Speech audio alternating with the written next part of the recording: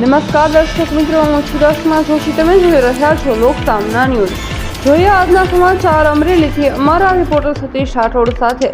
અમરેલી કોંગ્રેસ તાલુકા જિલ્લા કેડિયાનગર સીટના ઉમેદવાર અને તાલુકાના ઉમેદવાર છે ફતેપુર ભોજરામ બાપાના દર્શન કરીને મંદિરના મહંત શ્રી ભક્તિરામ બાપુના આશીર્વાદ લઈને કોંગ્રેસ તાલુકા અને જિલ્લાના ઉમેદવારે ડોર ટુ ડોર પ્રસાદના શ્રી ગણેશ કર્યા હતા.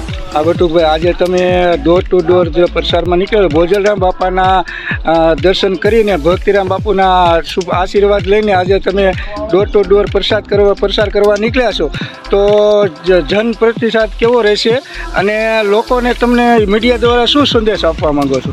અમારો સંદેશો એટલો જ છે, અમે ડોર ટુ ડોર નીકળ્યા છીએ.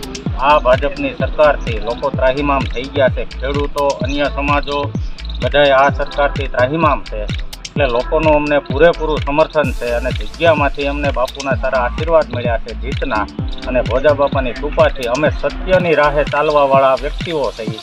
અમારી પાસે કોઈ એવા તાનાશાહીવાળા લોકો નથી. અમારી ટીમ નાની છે, લોકોનો જનસંપર્ક અમને સારામાં સારો મળે છે, એટલે અમારી જીત નિશ્ચિત.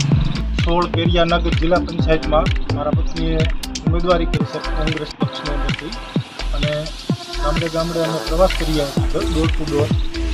ઘણો ખેડૂતોમાં જેમ સામાન્ય લોકોમાં મજૂરમાં પૂરેપૂરો રોષ છે.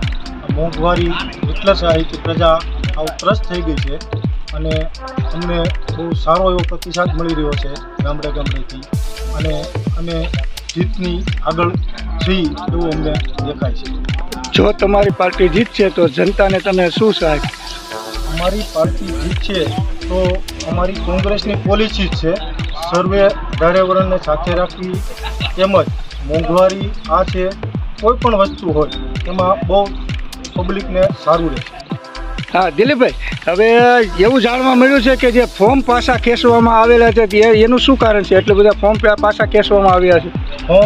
ફોર્મ ઉમેદવારી કર્યા પછી કોઈ ફોર્મ પાછું ખેંચવા ઈચ્છતું નથી હોતું, પરંતુ આ હિટલરશાહી અને આમ દામ શામ આ બધું વાપરી અને જે તે ઉમેદવારને પ્રેશર કરી અને ફોર્મ પાછું ખેંચાડવામાં આવે છે. આવું ન કરે તો ધંધા કરતા હોય તો ધંધામાં નુકસાની કરે છે, અથવા તો મારે એટલા માટે ફોર્મ પાછા ખેંચાડે. તો ફરી મળીશું એક નવા સમાચાર સાથે. ત્યાં સુધી જોતા રહો લોકસામના ન્યૂઝ.